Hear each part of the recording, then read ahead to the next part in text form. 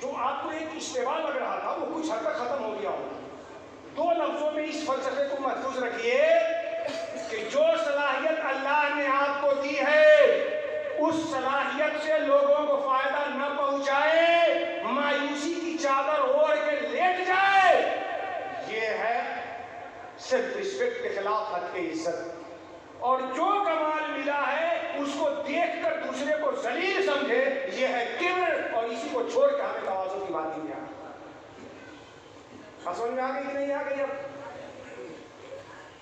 मेरी तकरीर इंशाअल्लाह रहमान मैंने तो कहा था कि ना करूंगा, लेकिन फिर जब कभी फंसूंगा इन्हीं सारी चीजों पे होगी। मुदाहनत, मुदारात, इज्जत नफ्स, ये जो बड़े 2 दरिया हैं जो बहुत बारीकी के साथ एक दूसरे से गले मिल के हट जाते हैं और दूसरों को लगता है कि मिलते ही नहीं। इन्हीं दरियाओं पर इंशाअल्लाह कभी गुफ्तगू होनी है, लेकिन अभी किब्र को जरा समझ लीजिए। आगे बढ़ता हूँ। किब्र है क्या? किब्र की बात शुरू यहाँ से की थी, बीच में सवाल जवाब आ गया था सेल्फ रिस्पेक्ट वाला कि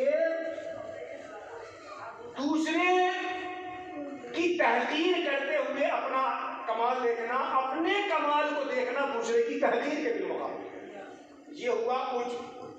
हम मुखर्रिर हैं, हम मुदर्रिस हैं, हम मुफ्ती हैं, हम काजी हैं, हम डॉक्टर हैं, इंजीनियर हैं, प्रोफेसर हैं। वो क्या है? वो क्या? अरे इस मजलिस में तो जामिया मिलिया का प्रोफेसर हम ही है। अरे इस मजलिस में तो दारुल इफ्ता के मुफ्ती हम ही है। अरे जबान पर क्रिकेट के छक्के चौके मारने वाले तो हम ही हैं। ये सारा तस्वुर रहे और दूसरों को जब जलील और ढेर समझेंगे तो ये है, यहाँ से हुआ अपना कमाल दूसरे को जलील करते हुए अपने कमाल पर नजर रखना, यह उज्ब। और जब उज्ब होगा तो यहीं से किब्र शुरू। दूसरे के बिलमुकाबिल जब अपना कमाल देखेंगे, दूसरे के बिलमुकाबिल, वो नहीं है मैं हूँ, वो नहीं है मैं हूँ, वो नहीं है मैं हूँ, वो नहीं है मैं हूँ, ये जब होगा तो हूँ तो हूँ, जब हूँ तो फिर हूँ। और कहाँ तक हूँ? अब अवस्थक बड़ा वकान मंडल काफिरीन। जब ये हूँ होगा तो ये हूँ वहां हूँ तक ले जाएगा जो हूँ से गायब कर देगा। खैर, दूसरे के बिलमुकाबिल अपने कमाल को देखना, ये हुआ उज्ब। इससे पैदा होता है किब्र। अब इस किब्र का 3 स्टेप है। नंबर 1 किब्र, और जरा खाया पिया परवान चढ़ा तो ये बना तकब्बुर, और इसको फरोग मिल जाए तो होता है इस्तिकबार। किब्र, तकब्बुर, इस्तिकबार, ये तीनों बिजात एक ही हैं मगर हैसियतें इनकी अलग अलग हैं। दूसरे को जलील समझते हुए अपने को बेहतर समझे आप, यह है किब्र। दिल में रहे सिर्फ तो ये किब्र है, और जवारे से इसका असर जाहिर होता है।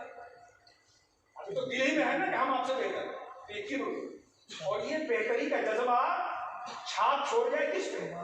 जवारे।